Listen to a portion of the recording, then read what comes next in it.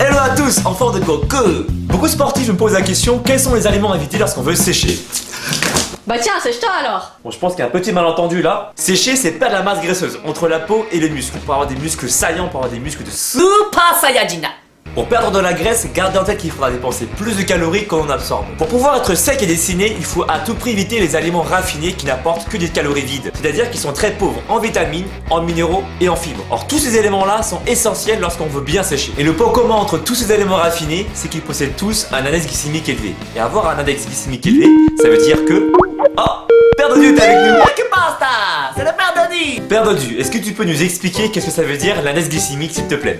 Mais c'est très simple. Ça permet de mesurer la capacité d'un aliment à élever le taux de sucre dans le sang. Plus cette capacité est élevée, plus tu favoriseras le stockage, tu deviendras gros. Moins cette capacité est élevée, moins tu favoriseras le stockage et tu seras sec. Ça veut dire qu'il faudra consommer des aliments qu'avec des index glycémiques bas?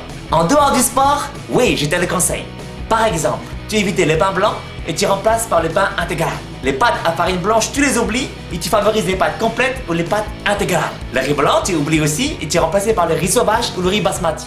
Parce qu'il contient beaucoup plus de fibres et c'est les bons pour être sec. D'accord, et les graisses dans tout ça, est-ce qu'il faut vraiment les éviter lorsqu'on veut sécher? Attention, toutes les graisses ne se valent pas. Il y a les bonnes graisses et les mauvaises graisses. Dans les bonnes graisses, tu vas trouver ceux qui sont bons contre les maladies cardiovasculaires et qui sont bons aussi pour activer ce qu'on appelle la lipolyse. C'est pour les déstocker les graisses. Tu trouves ça dans les oméga 3 comme dans l'huile de colza. Dans les mauvaises graisses, tu vas en trouver aussi la graisse saturée, dans les beurres, mais aussi dans les viandes rouges. C'est pour ça que quand tu consommes les viandes rouges, il faut toujours les favoriser les 5% matières grasses. Et l'huile de palme, c'est à éviter. Voilà.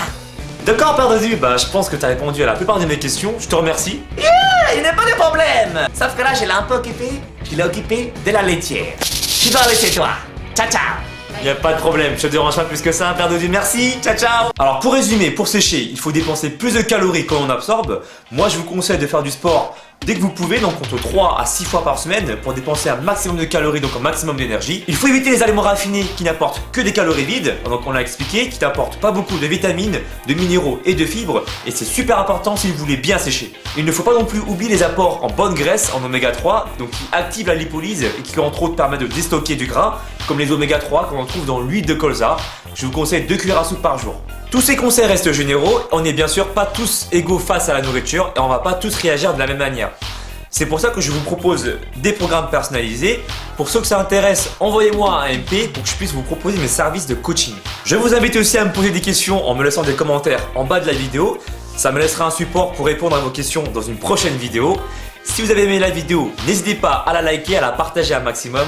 C'était Alex, à bientôt. Si tu veux savoir pourquoi est-ce que le Père Dodu a un trou sur son tablier, clique sur la vidéo de droite pour découvrir les origines du Père Dodu musclé et sa recette du cordon bleu diététique.